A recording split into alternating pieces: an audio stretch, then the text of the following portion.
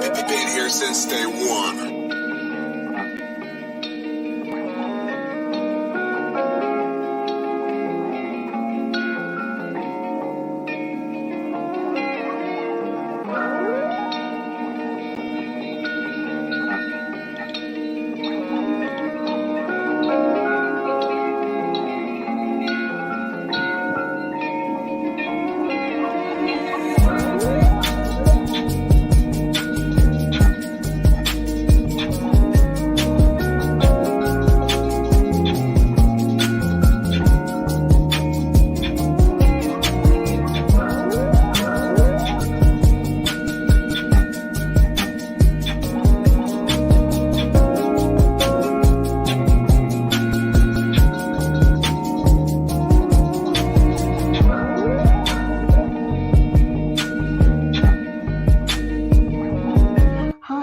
Coach Mia.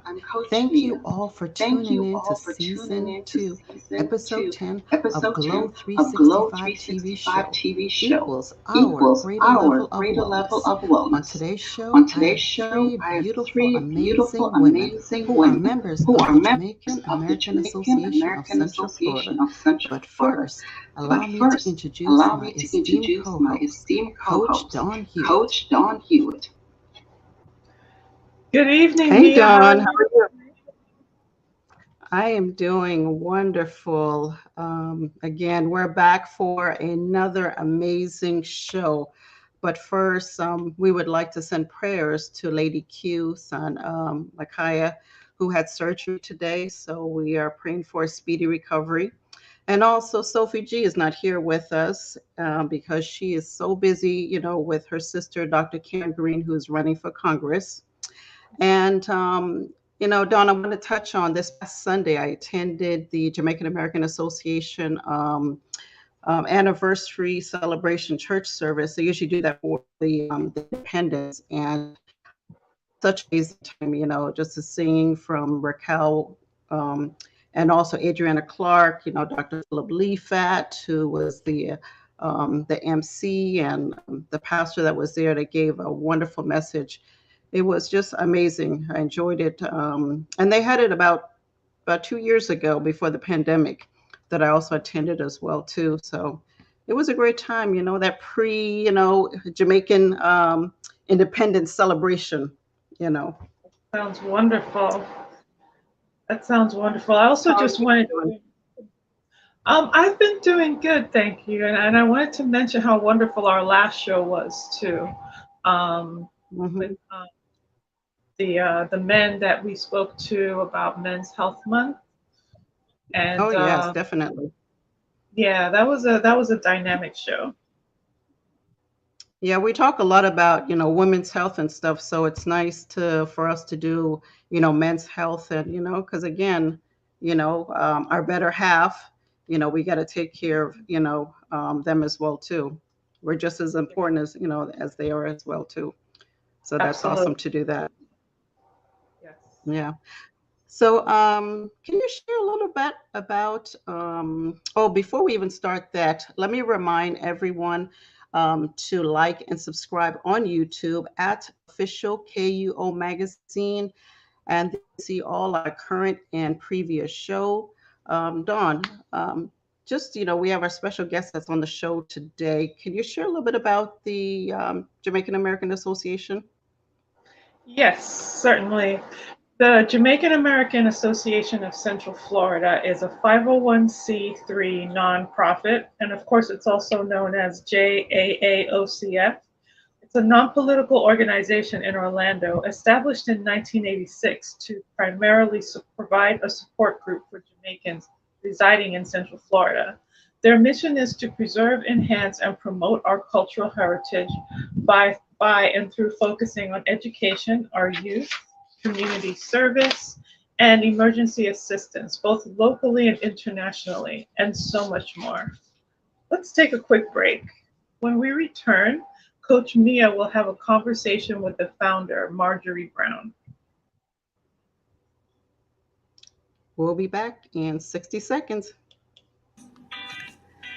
The Jamaican American Association of Central Florida proudly presents Jamaica's 60th Independence Scholarship and Debutants Award Gala on August 6, 2022 at the Rosen Plaza Hotel from 7 p.m. to 1 a.m.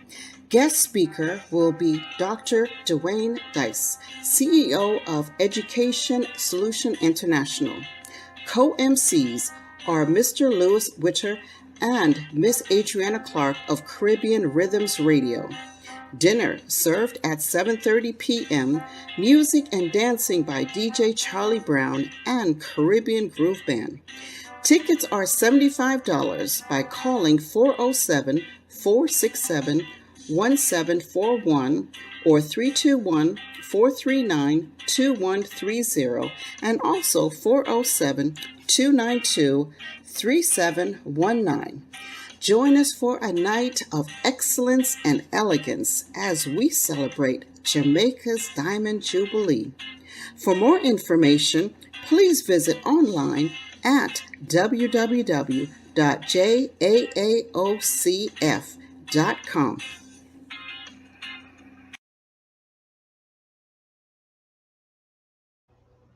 Welcome back. Our first guest today is Mrs. Marjorie Brown.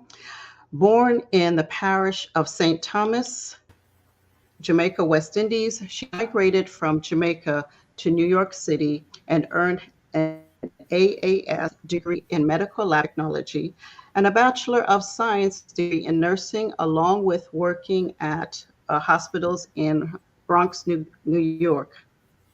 She opened a combined grocery and takeout restaurant in downtown Orlando and also worked as a nurse. She is the founder of the Jamaican American Association of Central Florida, short JAAOCF. Mrs. Brown, welcome to Glow. Thank you, Mayor, Coach Mayor, and it's a beautiful program. I can see from the start that you seem to be accomplishing quite a lot with your program right here, and I'm happy to be a part of it for this week. We are truly honored to have you here, as the founder. But, I want to go back a little, from the medical field, being a business entrepreneur, and entering the field of radio broadcasting. Can you share a little bit about how Caribbean Vibration Radio Show started? Get started. Yes. I'm a visionary type of person. When I think of something, I tend to go at it.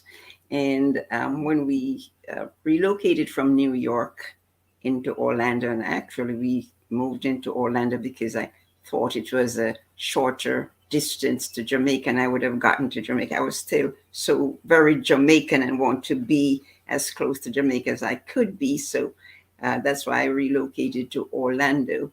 The radio show started because I think the music out of Jamaica is so vibrant and it brings everybody together. And at that time, there was not much going on regarding the Caribbean islands. So I've decided, and it was easy to purchase time on the radio station and produce a show. So that's what I did. I purchased some hours, 3 hours on a Saturday morning, and started Caribbean Vibrations radio show so that the people within the community, and also it helps me to advertise or market our business at the time. My husband actually was the one who was running the business. I was doing nursing. And so we could combine that as a way of telling other Caribbean people where we are located, which is downtown Orlando at the time. Awesome. Now, do you remember some of the radio personalities that were on the show? Not exactly.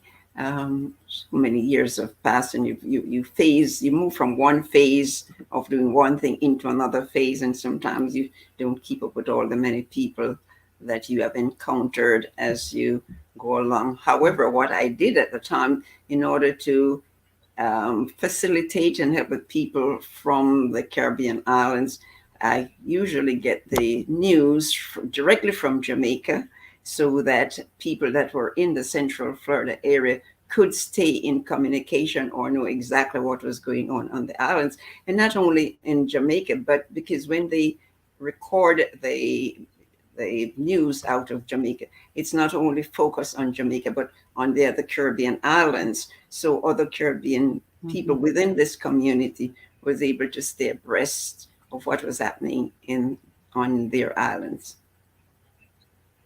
Okay, thank you for sharing that.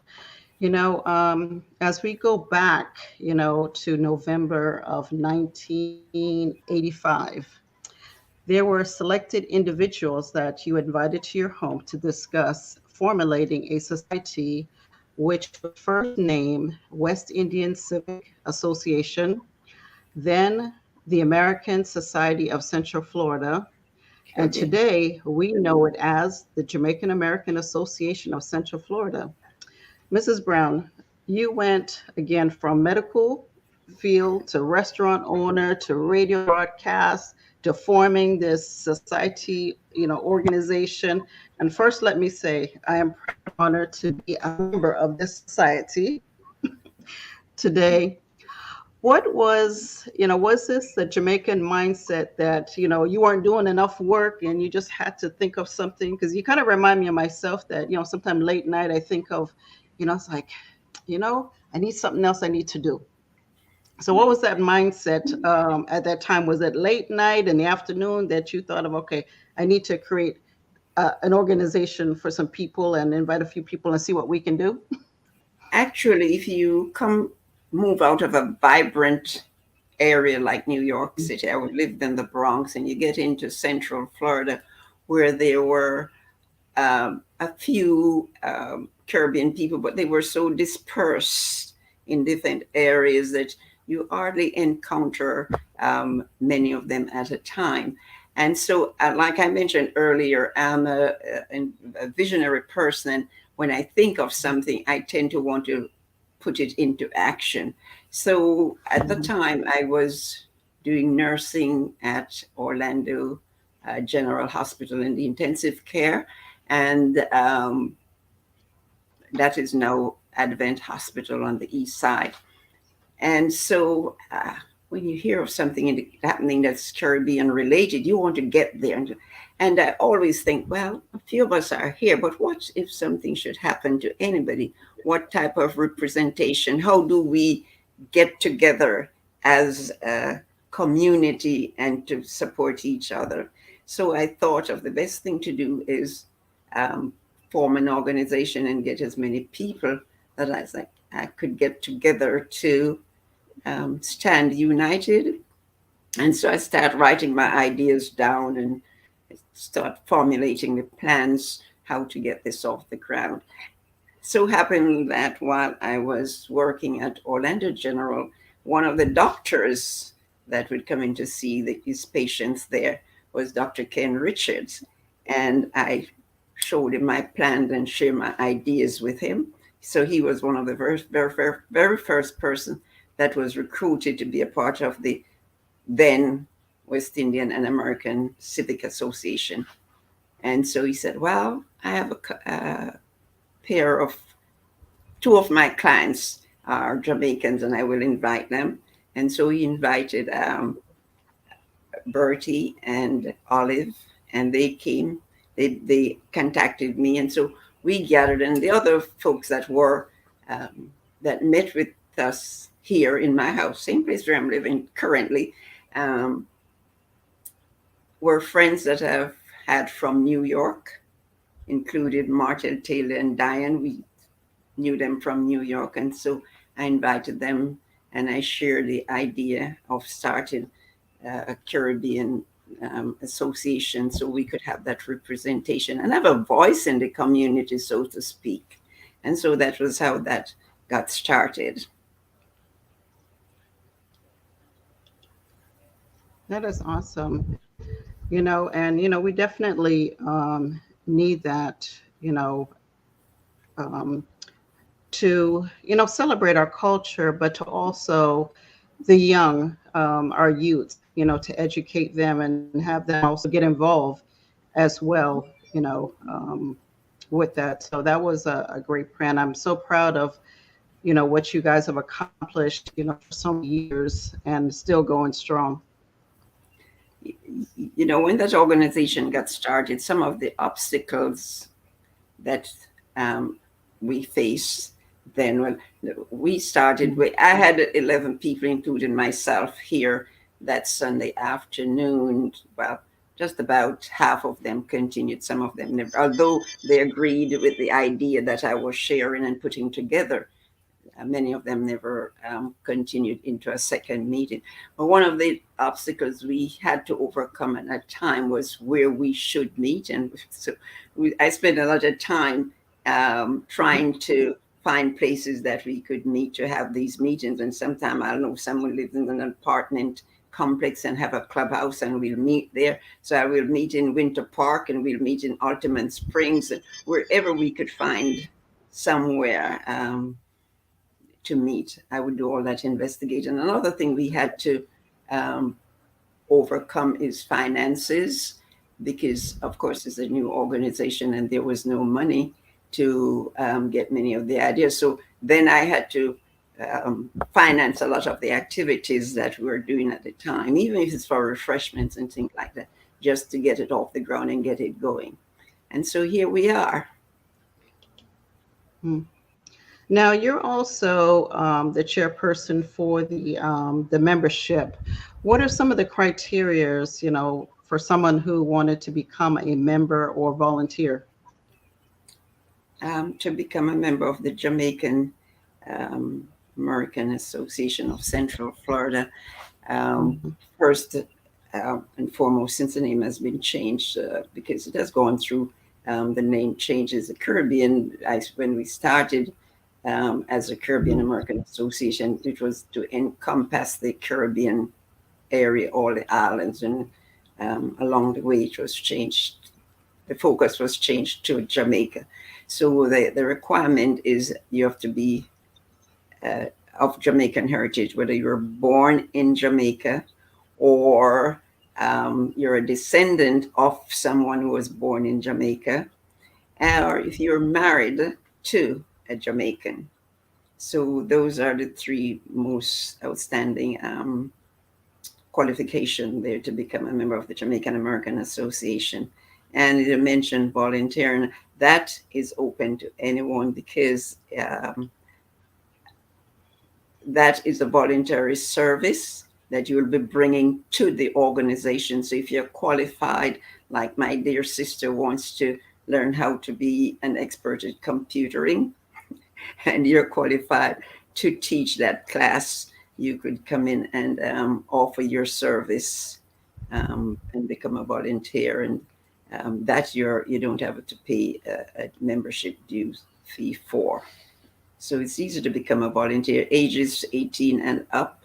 And of course, college students can also become volunteers, because they can use that as a part of their community service and get credits for that as they progress in their plans, along the way. But I must say the Jamaican American Association has achieved much, and we watch ourselves. It was, I did enjoy all of that, because it was a family and still is. But then you have the little kids who did not know much about Jamaica. And so the Sunday evenings when we meet, used to be the kids' room where a volunteer will sit there and tell them about Jamaica, and then the adults will meet somewhere else and have the adult meeting. And then we have this family day in the park, and the children at Easter time will have their egg hunt and all of that. So it was real camaraderie, so to speak. And then we develop in giving these annual scholarships. So we have grown throughout the years. Yes, you guys are definitely doing, amazing thing in the community and also back home. But Mrs. Brown, thank you so much for being on the show, taking your time to be here and sharing a little bit about how the Jamaican American Association started and some of the things that you're doing. Let's take a break, and when we return, Coach Dawn will have a conversation with Dr. Barbara Dawkins, who is the president of the Jamaican American Association. We'll be back in 60 seconds.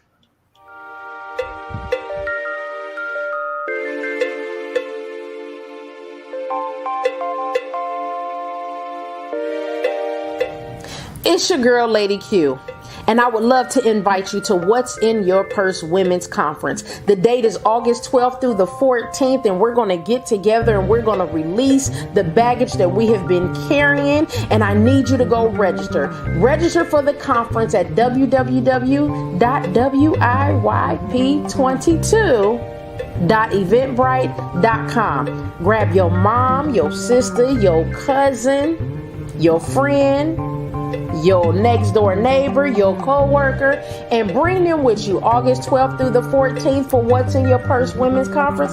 And I cannot wait to see you there.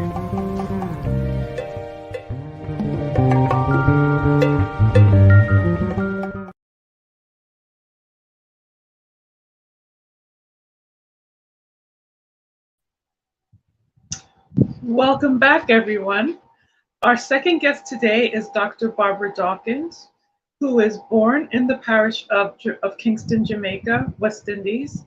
She's a retired professional educator, a teacher, president of the Jamaican American Association of Central Florida, and she's been a member for 36 years.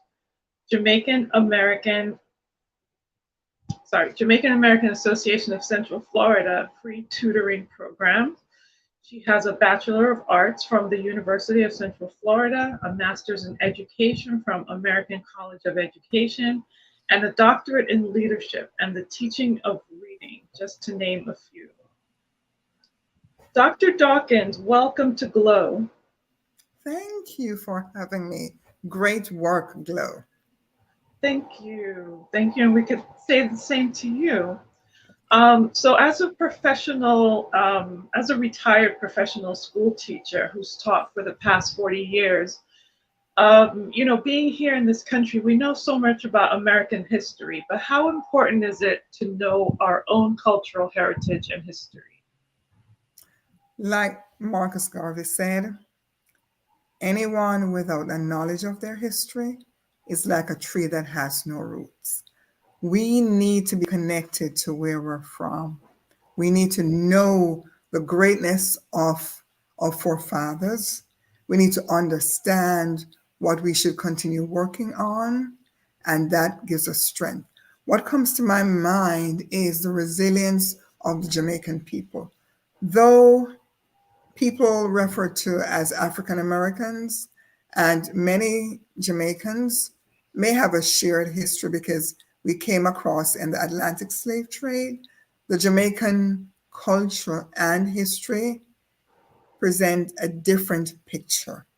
We didn't go through some of the experiences, I don't want to say challenges, experiences that may have happened in the United States.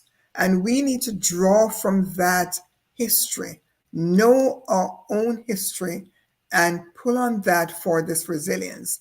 Many times we talk about our little proverbs, Jamaican proverbs, and I see this being used so many times. We're little, but we're tallow. And that gives you the strength to know that it doesn't matter what you can accomplish. As an educator, I see where we're training students to have grit. And when I think of grit, I think of the strength and the history of Jamaicans. We are a big country in a small island. Jamaica is world renowned. And as Jamaicans, you feel that it is your duty to go out and excel. That grit that we have makes us want to be contributors, not just people who take from the new world. Also, we need to realize that as we live, we are writing a new chapter of this history. We can't just look at the past, because the history defines who we are. And we're continuing this by writing a new chapter. This is what guides us. This is what gives us pride in who we are. This is what gives us identity. And it is something that continues to our growth as human beings.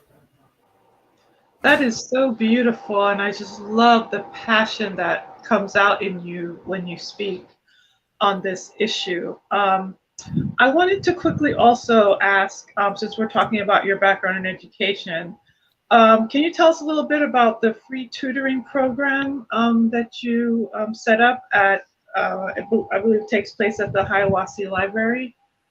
Yes, this is part of the history of the Jamaican American Association. And one correction, I have not been a member for 36 years. I think if that is there, I need to correct that. I've been a member, I believe, for maybe over 26 years, but the Okay. association has been around for 30 something years. Okay. Some years ago, we realized that there was a need for extra tutoring for students, not just students of Jamaican descent, just students in Central Florida. And this happened while I was working in the elementary school. I was a classroom teacher then. When we had FCAT, the Florida Comprehensive Assessment Test, we met as an association and we tried to respond to needs. So my husband and I designed a curriculum that provided free tutoring after school and on Saturdays at the library that was located at Iowa. So we had the meeting rooms and we would reserve those meeting rooms and make sure that we had lessons. The association bought the material. There was absolutely no charge to any student that came through our doors. This continued for a number of years. After a while, the program was discontinued, maybe because we didn't have enough resources to continue. But this was a program that was well supported and showed great demand because we had students coming of various ages based on their need in reading and math. That is so wonderful. And despite the fact that the program is discontinued, the impact that you've made on those the students that came through those doors, I'm sure they continue to pay it forward. So thank you for for your work. It takes a lot of heart and compassion to do something of that nature. Thank you. And with you being the president of the association, can you share those 26 years ago that you became affiliated with the association, how you got to this point? I became affiliated with the Jamaican American Association shortly after we moved from New York to Central Florida. The same way people are searching for connections, I wanted to find an association that Mrs. Brown started it based on a need, and I commend her for that because my attraction to the association was because of that need. I wanted to find a common group. When I joined, I believe there was issue of a particular scholarship because I heard of Jody Ann, the first non-US person, Black person, to win the spelling bee, and they had a scholarship for her. So there was some type of focus on education. As an educator, my involvement in this association has been centered, as a matter of fact, around scholarships. When the scholarship committee started, I think I was the first chair and was chair for a number of years. We also had youth programs. We had youth committees. I remember when my son was at UCF, we had an established youth department. We had field days at the park, Barnett Park, and I believe Orla Vista. I remember when I worked in the elementary school, we got the supplies and had field days where we invited students, not just from the Jamaican Association families, but anyone in the community to come out and connect and learn the richness of the Jamaican culture and also be inspired and encouraged to succeed no matter what. So our program has continued offering assistance to groups, not just Jamaican groups, in need families in Orlando. I remember one year we did gifts to children of incarcerated individuals. We responded to 211 They sent people to us and we provided assistance with rent. Some years ago, another family was burnt out. We got together, had a fundraising for the family. So the Jamaican American Association has grown from what it started as when I was a new member to be more an organization that sees and responds to needs in the community. I've been through the association in different roles. I was secretary, committee chairs, interim president, vice president, and now I am the president. So I've come up through the process and I've seen the real focus of this association. It's not just a party club where people come and we have our gala, but it is something, an organization that serves the community. Awesome. And in your mind, what would you say is the impact that the association has had on the diaspora here in Central Florida? I think we have been having a great impact. As a matter of fact, when we had our Consul General Alicock, and he heard anyone leaving from South Florida coming to Orlando, they would have our contact. I think that's how Sandy and maybe others, they had a contact for the Jamaican American Association. So they came from Orlando and they knew that we are the body that would welcome them. The same way that individuals seek out families, they came to Orlando knowing that we are that family for them. We provided that connection where you feel that you're in a home away from home. We provide support to individuals who are not members, but members of the diaspora know that if there is a need, they can rely on us to respond. If they're in the hospital, we go out and support. When there are deaths, families, etc. At one time, we even journeyed from here all the way down to South Florida to support a member who was going through burial of the family member. There have been times when we have partnered with groups in South Florida. I remember my husband and myself have journeyed down to South Florida, keeping that connection. And we are part of the Jamaica Diaspora Worldwide Organization, where we are getting that training that is based on needs assessment. So we know what the diaspora within Central Florida and elsewhere require, we can respond to that. So we're that family, we're that supporter, we're the networker. If they need assistance, there's somebody in the Jamaican American Association that can provide that assistance to members of the diaspora. And we're Jamaican, so we help to strengthen that Jamaican pride. Those are all such important things, you know, your outreach is incredible. Can you speak about any other active forms of outreach that the association has been doing in Jamaica? Yes, wow, we have done so many projects in Jamaica. I know COVID has placed a restriction on our desire to be active in Jamaica, but in the early days, we sponsored the Arthur Went Basic School. We also did a basic school in Brownstown. We provided support, even during COVID, to a basic school in Manchester. We have been to Jamaica delivering laptops during COVID. Well, as soon as travel restrictions were relaxed and we could go, we provided laptops in Jamaica to students who are in need. There have been times when we gave scholarships based on needs. We know we have our scholarship criteria, but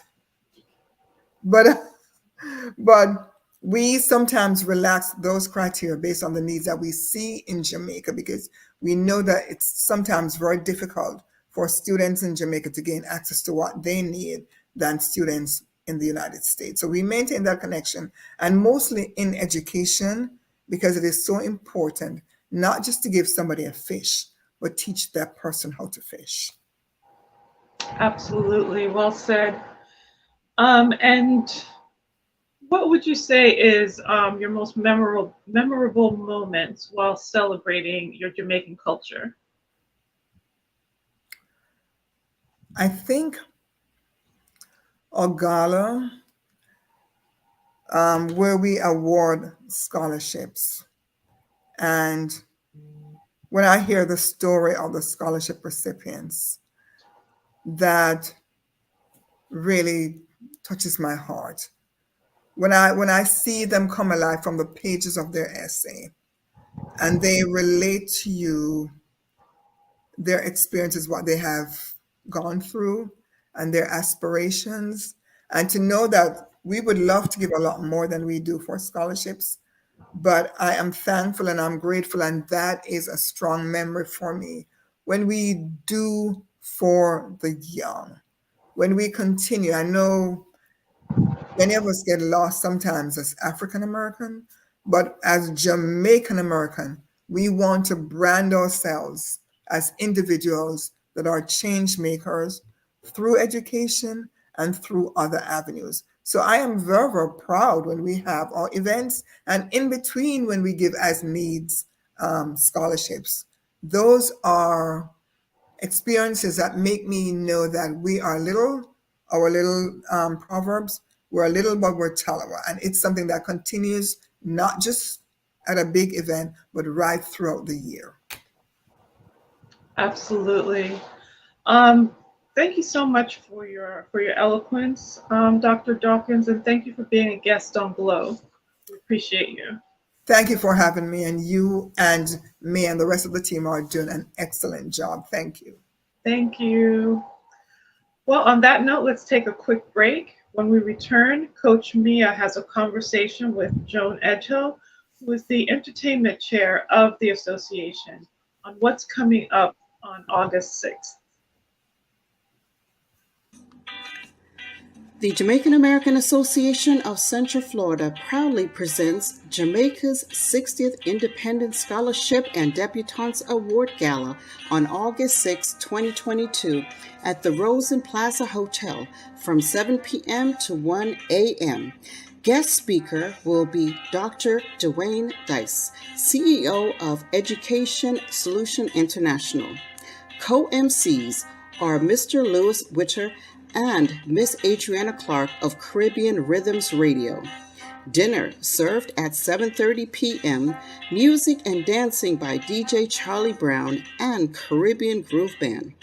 Tickets are $75 by calling 407-467-1741 or 321-439-2130 and also 407-292-3719. Join us for a night of excellence and elegance as we celebrate Jamaica's Diamond Jubilee.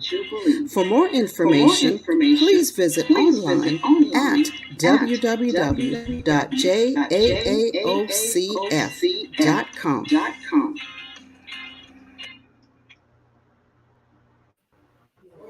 Welcome back. Our third guest on today is Joan Edghill, who was born in Kingston, Jamaica, West Indies. Both parents are Jamaican, primary African, English, and Scottish heritage. She has a bachelor's degree in business administration and earned her master's degree in elementary education. She was also a stockbroker at Charles Schwab, downtown Orlando. She is on the executive board of the Jamaican American Association of Central Florida as the entertainment chair, fundraising, and committee outreach. She's also a multiple myeloma cancer survivor and also KO Magazine Ribbons of Survivors 2009 multiple myeloma cancer ambassador. Joan, welcome back to Glow again.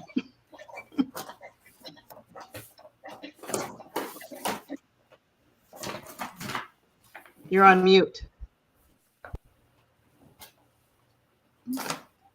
Oh, I'm sorry. Well, thank you for having me on again. It's such a pleasure to be on. How are you doing? Oh, thank you. Thank you. I'm doing awesome. I'm here with my whole Jamaican family here, so hey, it don't get no better than this. Excellent. Now, we heard from, Mrs. Brown, how the Jamaican American Associate started. We heard from Dr. Dawkins as the president now. Can you share how long you've been a member of the association and how did you get involved? I've been a member for 14 years now, and I got involved, funnily enough, through a friend of mine who's from Barbados. She happened to be going to the Jamaican American Association to give a presentation about a book that she had written. And she said, why don't you come along? And I went with her. And from there on, I became a member almost immediately after that. It was just wonderful to be with people who shared my culture. And that's what I liked about it most. Do you remember what year you actually became a member? I think or how long, how many years? 2008. Wow. So 14 years, yeah. That's about when I started my magazine. Oh. That's some years. Okay. I mentioned earlier that you sit on the executive board as the entertainment chair. Now, this year, Jamaica is celebrating their 60th years of independence with their Diamond Jubilee on August 6th. Yes. Woohoo! Yes. This year, you're doing, we're doing something a little different because, we include the debutantes. Can you share a little bit more what's happening on August 6th in celebration of the independence? Well, on August 6th, as you say, it's our Diamond Jubilee. So it's extra special to us because this year we're having debutantes in addition to, as our president said, having scholarships. As we do every year, we've added debutantes this year. And two of our beautiful young ladies will be on later to talk a little more about that. We will be having a guest speaker. His name is Dr. Dice. And of course, we have two wonderful MCs, Miss Adriana Clark and Mr. Lewis Witter. And it starts at 7. It's on August the 6th. And it starts at 7 until 1 a.m. So we'd like everyone to come along and celebrate Jamaica's 60th with us. We're really looking forward to it. It's going to be a very, very exciting time. Yeah, so it's going to be a celebration of our Jamaican culture. We're going to eat some good food. We're going to dance and also see the beautiful, debutantes as well. Yeah. And I know you're also going to be honoring a community person this year. We are. We have chosen someone. Can we mention the name, or is that still a secret? No, we want it to be a surprise. He might know though. He's not Jamaican descent, so that's not. But it was someone that fit, the criteria for the community service board, and we're very, very proud. I'll say this: he's a dentist, but he's done a lot for the community, and that's what we were looking for. We also have a new award. It's called the Legacy Award. And we will be awarding that this year to someone who is a member. And again, it's a secret. So, that means that you have to come out, you have to buy your ticket. Yes. Again, you're part of this special society and celebrating our independence of Jamaica. So, and then see who, who's getting the awards, because we can't tell you. You have to come buy your ticket and come out. You have to come and see. It's going to be a wonderful event. We've worked extremely hard, especially the entertainment committee. My entire committee has worked very hard. We meet every single Friday. Starting in June, we've met every Friday to go over everything to make sure everything turns out perfect for our guests. So, we're really looking forward to having a great time. And we want everybody to come out and have fun. Doesn't matter where you're from. You don't have to be Jamaican. Just come out and join us and enjoy yourself.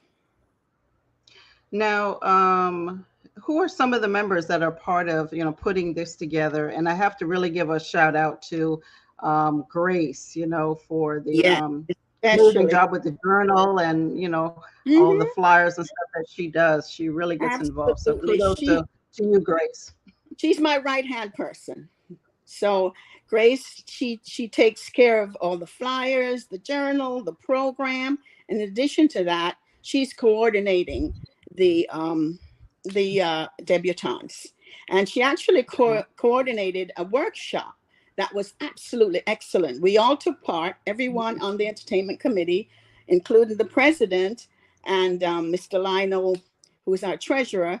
We all took part in that workshop where the young ladies learned about interviewing skills and writing a resume. Financial advice was given, and they learned about different careers and choices they could make, and etiquette. It was just a wonderful time. So we're taking care of our debutantes. Not only are they coming to entertain us, but we want them to have a rounded experience. So they'll also, here going to be interviewed, and we also will be having like a photo shoot, and we'll be taking them out to eat. So we're just very proud of them and looking forward to seeing them entertain us on the night of the event. Yes, I'm looking forward to it. I'll be there taking pictures, and then I have one of my assistants that will be there doing some videography. So, we're going to capture everything that's going on there. Now, I know you're also involved with the fundraising and, community outreach. I know last year we did the health fair and giving the vaccines and stuff. And then we did a fashion show this year for the Caribbean Heritage Month. And a talent show. So talent show and stuff. What are some of the things that we do here in Central Florida? And I know Dr. Dawkins talked about back in Jamaica. So some of the things that we're doing here and how people can also get involved and, come out and also volunteer. Right. Normally we have a tea party. We didn't do that this year, but we're hoping to do it next year, God willing.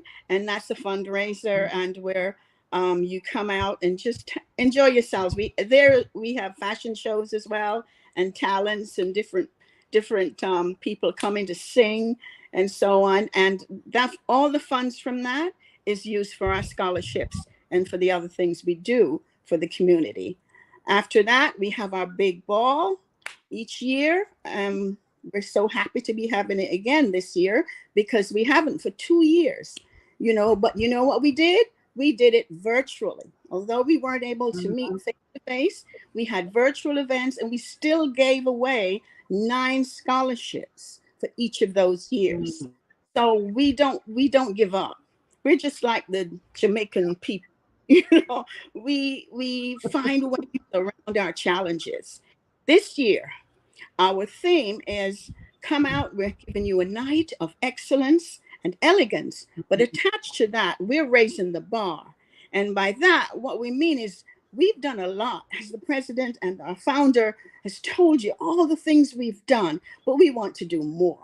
We're not satisfied on sitting on our laurels. We want to do better. We want to go higher, and we want to give more to our community here and our community in Jamaica. Now, this year, our plans are to have a health fair, God willing, and you'll learn more about that later. And we also would like to have our Christmas party this year is another fundraiser, which we usually do, and that's an awful lot of fun as well. So there's so many things that we have planned. Oh, and we have our Thanksgiving gift baskets that we gave. We did that. Yeah, we did last year. These are things that we started during COVID, our annual gift. So we're planning to do that every year and to give more each year. Like the Japanese say, sometimes it's better to make small increments, increase your good in small increments and let it grow. And that's our plan. We plan to try to do better every year. So we also started during COVID a gift drive around the Christmas time where we give gifts to Harbor House for Mhm. people, domestic violence victims. And so we did that 2 years so far, and we're planning, God willing, to do it again this year and to continue to do that and to do more. There's so much more in our planning. We actually have a strategic plan, and we try our best to add something from that plan to what we do every year. We really want to help our communities here and in Jamaica in every way possible. Oh, by the way, there's something our founder forgot, and she's the one who came up with the idea, but we're planning a music school. So that's Mhm. something to look out for as well. Yes, we have a lot Yes. that we hope to do, and we can do it. We pray by God's grace and by getting help, more members, more people wanting to help, our communities to join us. Definitely. And, one of the things I really enjoy is, when we have our meetings, at one point we were doing it virtually, but, we had fun and you guys had Yeah. the, trivia questions and stuff. So, you have to really get up on your Jamaican history, Yeah, with it. So I really enjoy it. It's I personal, agree. it's like a family Yeah, organization. So I just encourage, anyone that, if you're Jamaican or Jamaican heritage, come and join the association. We're doing big things, in our amen. community and, back in Jamaica We've as got big well. plans. Yes, yes. Definitely. And I'm looking forward to, the Independence dance coming up. Is there anything, before we go, is there anything that you want to share that we didn't cover? Well, will you be talking to the young ladies? Yeah, the debutants are going to come on. Dawn is going to be doing that interview with them as Just well. I just like to share that we really are looking forward to having a magnificent event. Mhm. And we're asking you, please get your tickets. If you have not already done so, you can call 407-292-3719 or 321-439-2130 if you still need tickets. Okay, looking forward to seeing everybody there. August the 6th. Again, thank you so much. Thank you so much, Joan, for taking time and coming on and sharing a little bit about what you do with the entertainment community, fundraising, and community outreach, and just planning our celebration of our independence that's coming up on August 6th.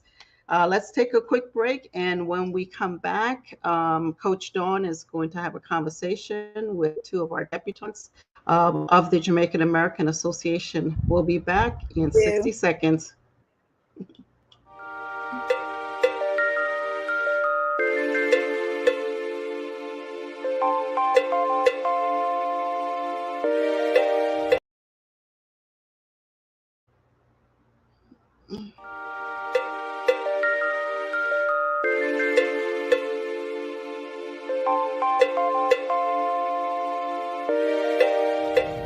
It's your girl, Lady Q, and I would love to invite you to What's in Your Purse Women's Conference. The date is August 12th through the 14th, and we're going to get together and we're going to release the baggage that we have been carrying, and I need you to go register. Register for the conference at www.wip22.eventbrite.com. Grab your mom, your sister, your cousin, your friend, your next door neighbor, your co-worker, and bring them with you August 12th through the 14th for What's in Your Purse Women's Conference. And I cannot wait to see you there.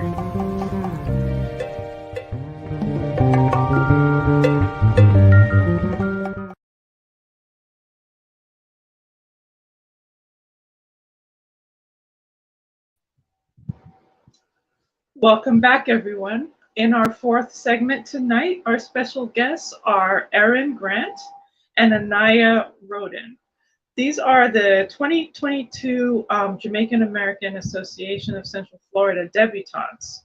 Ladies, welcome to Glow. Thank you for having me on. You're welcome. It's an honor. And so, Aniya, Aniya is 16 years old. She goes to Olympia High School, and she's going to graduate in 2024. Her choice of college is Louisiana State University, where she plans on majoring in fashion design.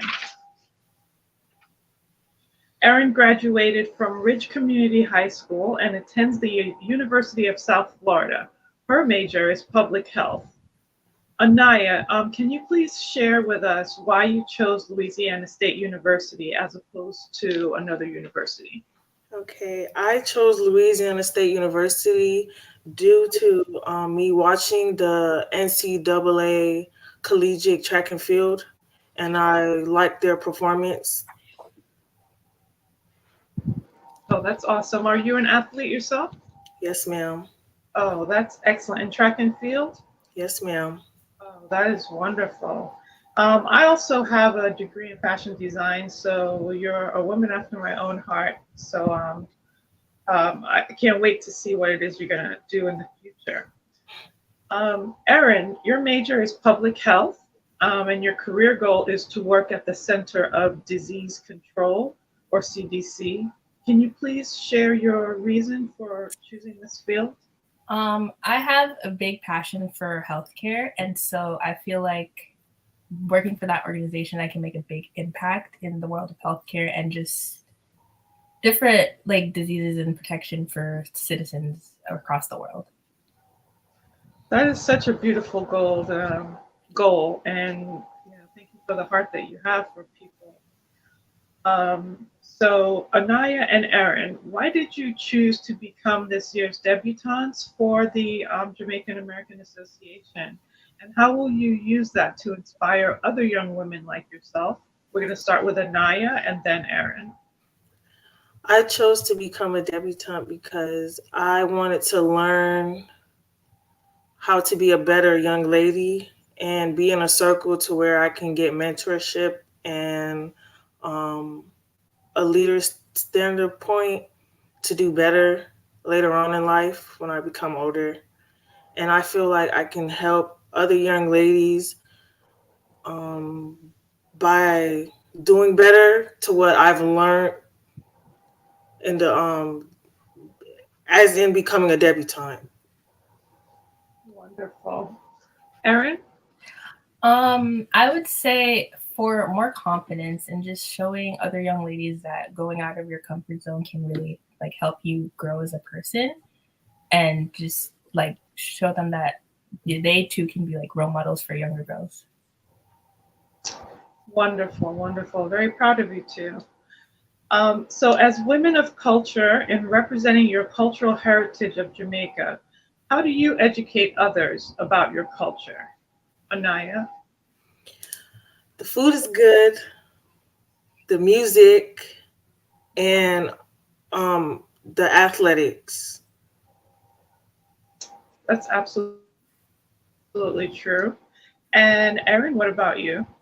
I would talk about how the history affected the culture, like looking back what certain history like affected this culture and this, like for instance, maybe like how the music of Bob Marley affected the culture of Jamaica, or just the national heroes, how they paved the way for people like us. That's beautiful. So for those amongst us who may be embarrassed about where they came from and have adapted to the American lifestyle, in your observation, ladies, has the culture inspired America, or has America inspired the culture? Aniya? I'd say the culture inspired America. I look at it as of the athletic point of view. Jamaica made it to the World Championships, and we're now number one. We all got all 3 medals, and America is grooming their athletes to be just like the Jamaican athletes. Very fine point. Great answer. And Erin, what about you? I would say the culture has inspired America, basically, because just like even the food and the music has blended into like American music, and that's where most artists like will get their roots from. So overall, I think the culture has inspired America. Yes, I agree with both of you. Well, thank you for being on Glow. And how can our viewers follow you on social media? You guys can follow me on Instagram at trackstar.nana. It's Trackstar, and the star has 2 R's and with a dot, and Nana. Okay, perfect. And Erin?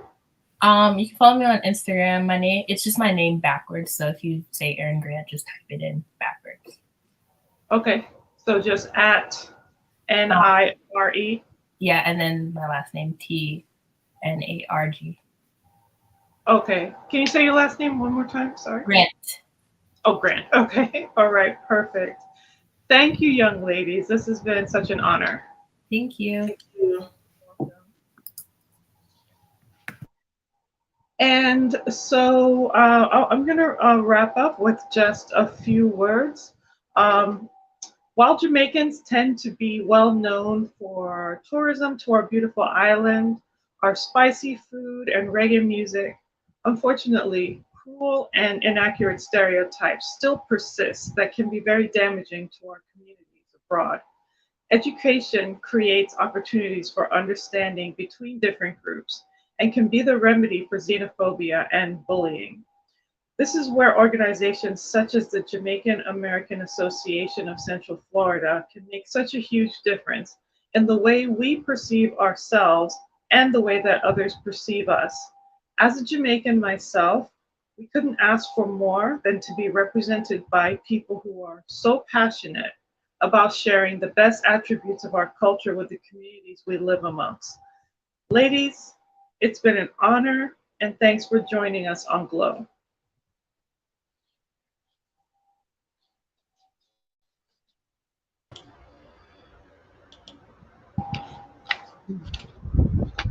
Thank you so much, Dawn. We had a great show, having, both of the, everyone on there and shared so much, cultural history of Jamaica. And, we just love, the young women of culture that, that inspire other young women like yourself. And we just got to keep going, So I definitely want to thank my co-host, Coach Dawn Hewitt, and our special guests, Dr. Barbara Dawkins, Joan Edghill, Mrs. Marjorie Brown, and 2 of the 2022 debutantes, Erin Grant and Aniya Road, and the viewers. Thank you all for tuning in. I'm Coach Mia coming to you from Ocoee, Florida.